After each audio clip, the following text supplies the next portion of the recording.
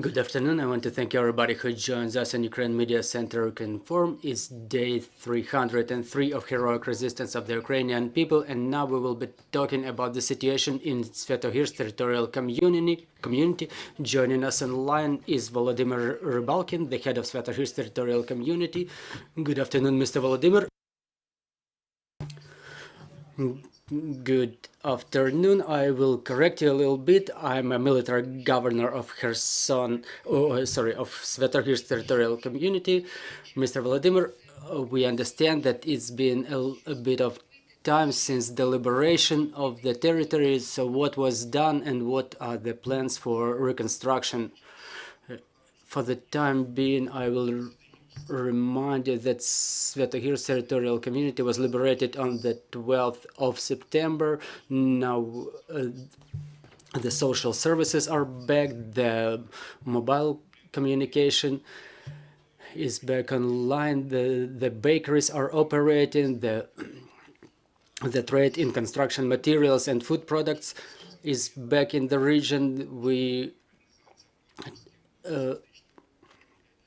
rearrange the work of international humanitarian organizations. We have light, we have water, so we're getting back to normal life. A lot of things were done, actually. Mr. Volodymyr, as to the critical infrastructure, we know that there was a lot of destruction. The bridges were destroyed, the key infrastructure installations were destroyed. What was already rebuilt and what is planned to be rebuilt. Well, as to the bridges, we're already rebuilding the pedestrian bridge through Khotyanyivka-Sviatohirsk. We prepared the documents for the reconstruction. We keep working on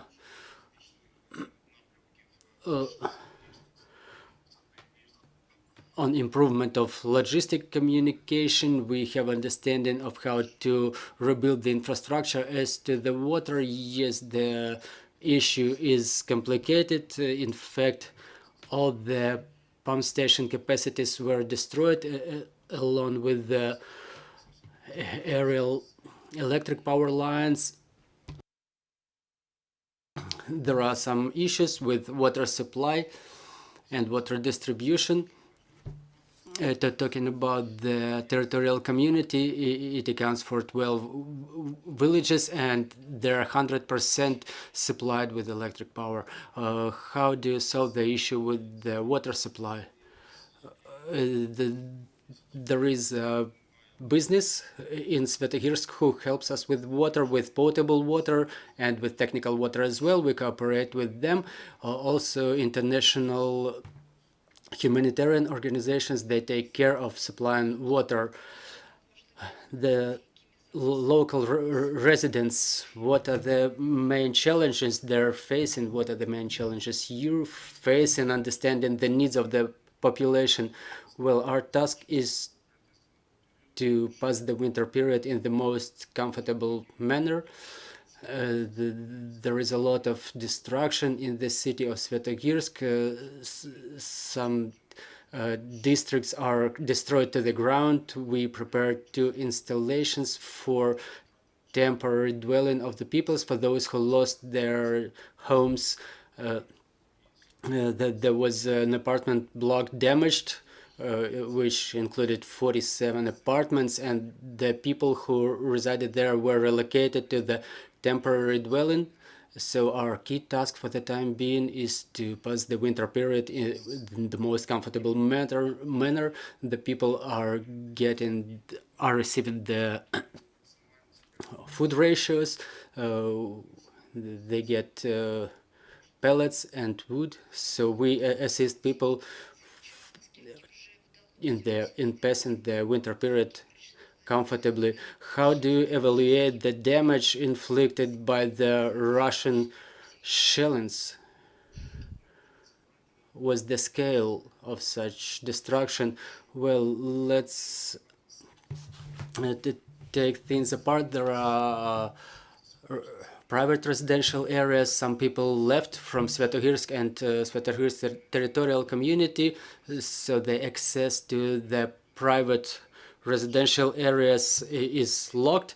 So sometimes we can just see that the buildings are destroyed or there is some damage in the yard, but in order to get in the yard we need to communicate with the owners. We cannot get there without their permission, but so we cannot evaluate the destruction in full, but the architects work with us currently, who upon our request evaluate all the destructions. They document all the destroyed buildings. And let's not forget that the front line is not so far from Sviatohirsk. Periodically we're hearing explosions, and it's a little bit early to talk officially about the scale of destruction in Sviatohirsk. We will talk about this after victory. I can't help asking about the cultural heritage of our country, about Sviatohirsk Lavra. What's its condition and what's going on there? Around 150 priests are currently staying in Sviatohirsk Lavra, and the same number of civil population who entered Lavra and were hiding there from shellings, and some people who came back after the occupation. There are civil residents there and the priests as well, clerics as well. Lavra was damaged to some extent. How substantial is the damage of Lavra, and is it going to be difficult to restore it? Well, the Lavra is being reconstructed currently. There are shipments of coal and wood to Lavra. I can see the cars coming to Lavra with different loads, and I see it by the documents and the cars entering there. We have questions in the studio. Irina Mamchur, Ukrinform. Could you please tell us what's the total number of people residing in Sviatohirsk community for the time being, and what's the percentage comparing to the pre-war time, and how many people who reside in Sviatohirsk community are currently deprived of their dwellings? So before 24th of February, Sviatohirsk Gramada was accounting for 9,038 people. I'm talking about the community. Now it's about 640 residents in the town of Sviatohirsk. So we see that before the occupation it was 550 people, and 120 more maybe got back. And as to the community in the villages, there are 220 people. People are coming back to the villages in mass. What was another question? Could you remind us? How many people are deprived of their dwellings in percentage or in absolute numbers? Well, talking about Sviatohirsk, 69 people submitted applications for temporary dwelling, temporary residence in the temporary residence installation. So there are 40 people living there on permanent basis. It has water supply, it has power supply on a permanent basis. Another question, did you identify a lot of collaborationists after the occupation in Sviatohirsk community? And among them, were there any representatives of administration or priests? So our main collaborationist is the mayor Bandura, who did not betray not only Sviatohirsk, but he betrayed Ukraine. Unfortunately, he's not captured yet, but I hope that the law will follow him.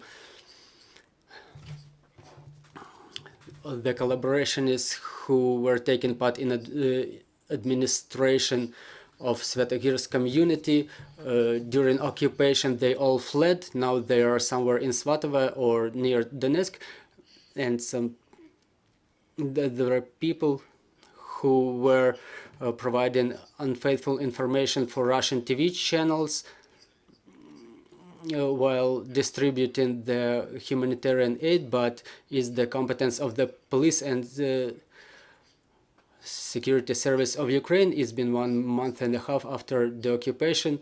They take all the measures to persecute the collaborationists. Mr. Volodymyr, thank you very much for joining us. Thank you for the information, dear colleagues. I'm reminding you, joining us was Volodymyr Rybalkin, the military governor of Sviatohirsk community. Our team is working for the schedule of briefings for Monday, so bear with us, trust in our armed forces, and glory to Ukraine.